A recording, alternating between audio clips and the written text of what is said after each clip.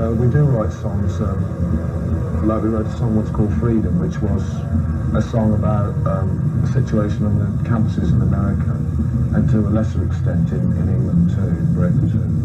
And that was obviously written with the idea of involving the audience so that they would listen to the words more than perhaps dance around or whatever. Hello, vinyl community. Dave, the pickup artist, with you for another week of Psychedelic Sunday, where the cost of one admission is your mind. And I know for some of you that may be a tall order. People are aroused. First up, a new pickup. I got a 10-inch.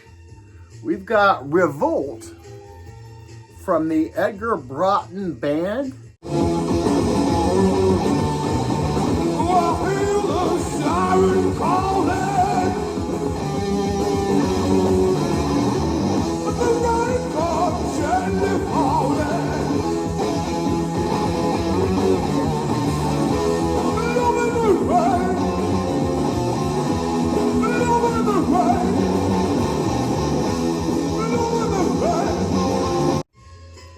We've got tracks recorded, broadcast tracks recorded live, half in BBC, half at other radio stations. Now this is a 10-inch, but it's actually longer than some of the 12-inch records I have. Yeah, we've got, according to the Hayek sticker, first time on vinyl, pressed on colored purple, a hand-numbered edition. Now, it doesn't say how many editions they put out on this. We've got a booklet. I say booklets, it's one-sheeter. And I read most of this and learned some things that I didn't know already. And like I said, it is on is that purple? Yeah, purple. Now these guys were loud. I showed their first album last month, and I liked it so much. I've been kind of out to get everything from this band I can find. There was a kind of a heading up here, I'll read. It says, "Banned, shunned, and arrested, the Edgar Broughton Band were the formidable forefathers of stoner rock and the proto-punk three-chord paradox, driven by passion, power chords, and conscience." So yeah, these guys were pretty political, and they didn't really make a lot of money because they did so many.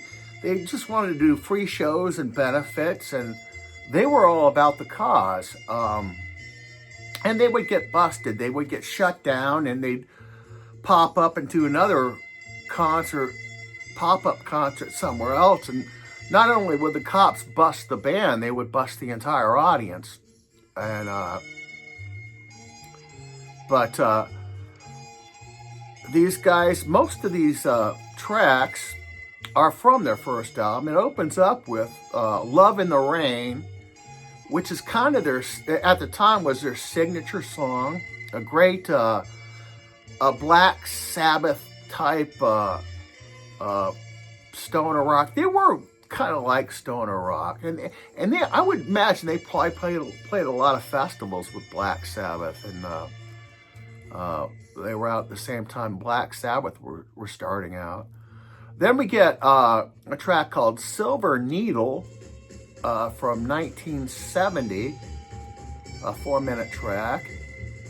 And then we get, I guess it's a kind of an instrumental, but with some spoken word in the outro. And the track is called "For What You Are About to Receive."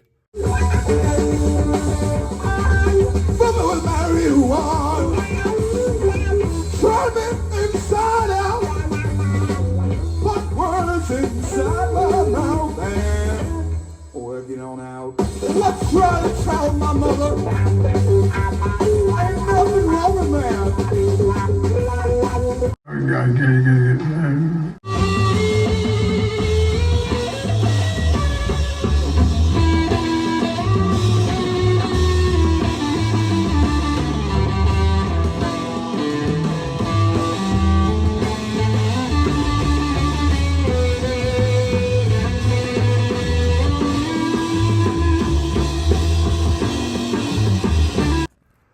And that closes the first side.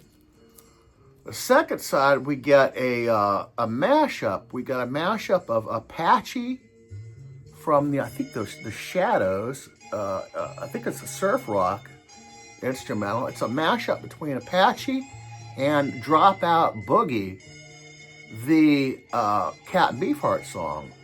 You want it, I told ya once. I told ya once.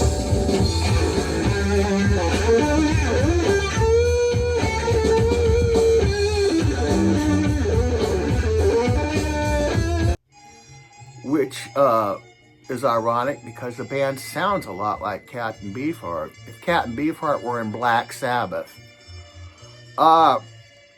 Second track, we get their more of their political stuff in the form of American Boy Soldier. It's kind of it starts out as a spoken word comedy routine between Edgar and the bass player. Then it ends up to be like a kind of like a doo-woppy type, kind of like something the Bonzo Dog Band would do. You want to be a hero? Oh, sir, I do. One more question. Right, sir. Do you want to go to war? Oh, yes, please, sir. Yes, please, sir.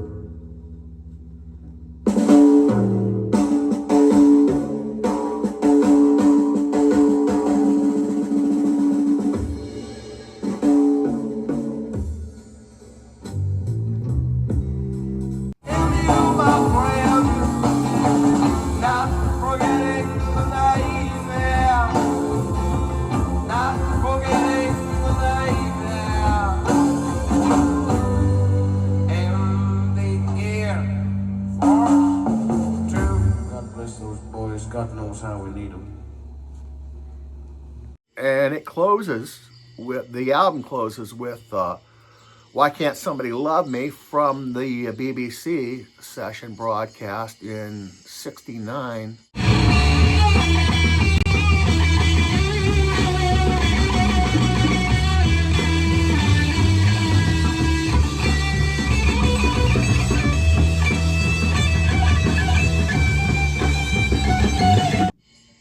January '69. Yeah, this is great stuff. More great stuff from this new band I've discovered.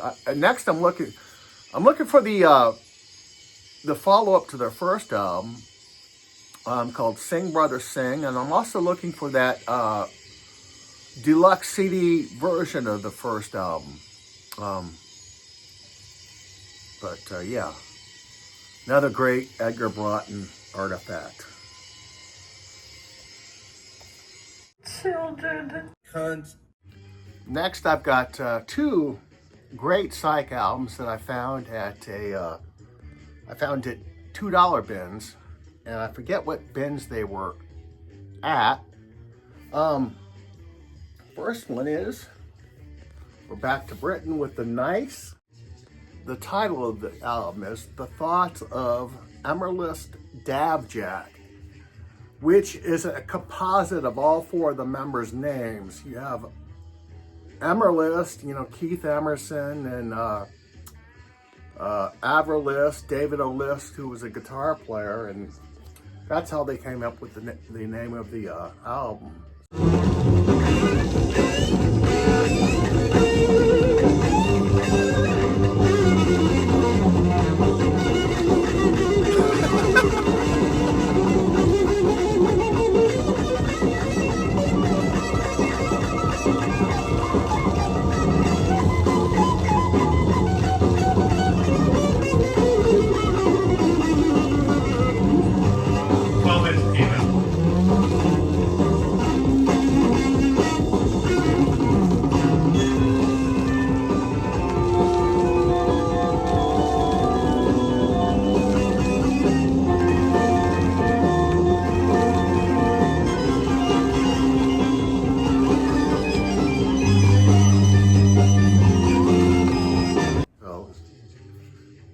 Yeah. This is a good one. Pretty rough copy though. The cover and the vinyl are pretty smoked on Immediate. Same label the Small Faces were on.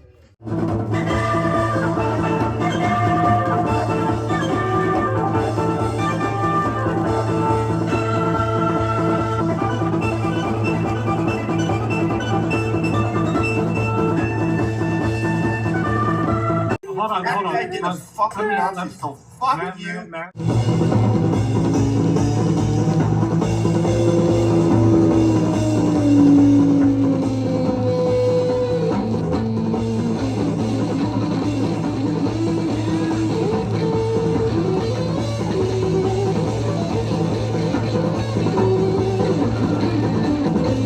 America is out of the World Health Organization.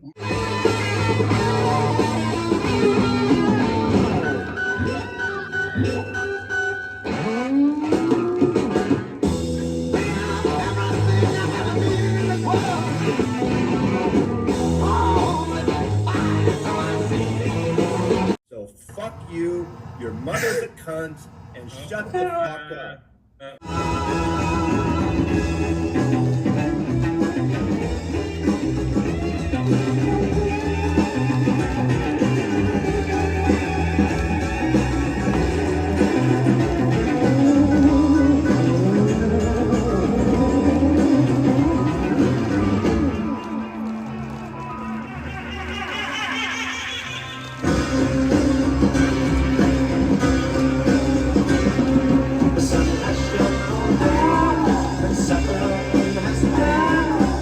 And this is Great Psych with the great Keith Emerson.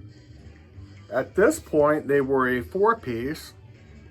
We had Keith Emerson on organ and everything, keyboards, Lee Jackson on bass and vocals, David O'List guitar, and Brian Davis on drums.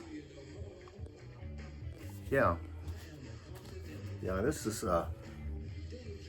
pretty rough. The seams are split on, but yeah, $2. Great album. The other one I found for $2, we've got the East Side Kids, The Tiger and the Lamb.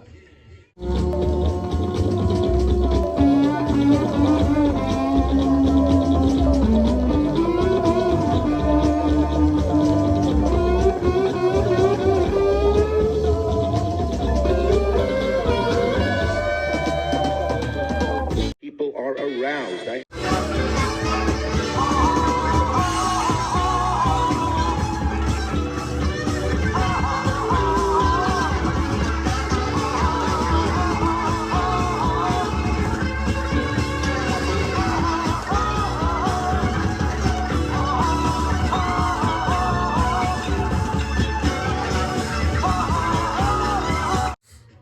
Maybe VG, depending on what country you live in. And it's on the Uni label.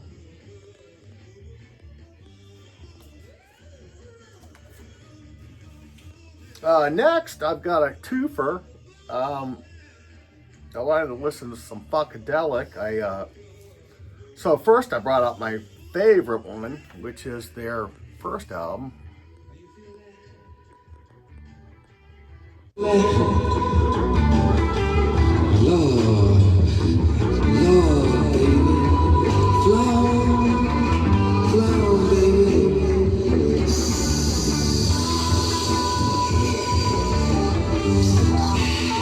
got a love for tennis.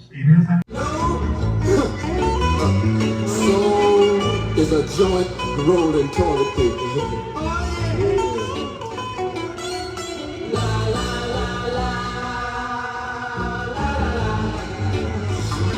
Got us a big barbecue to start things off tonight.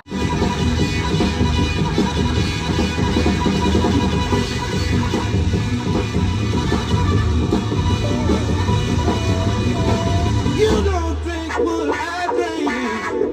You don't smoke would ask for this. You know things. What the fuck?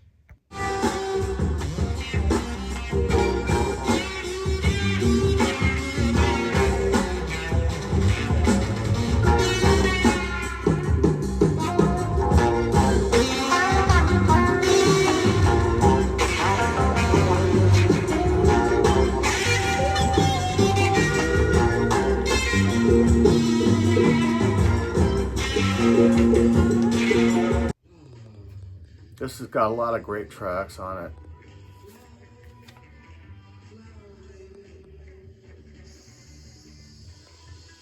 This is the 50th anniversary edition on orange vinyl. But this actually came with 2 records. It's the same record.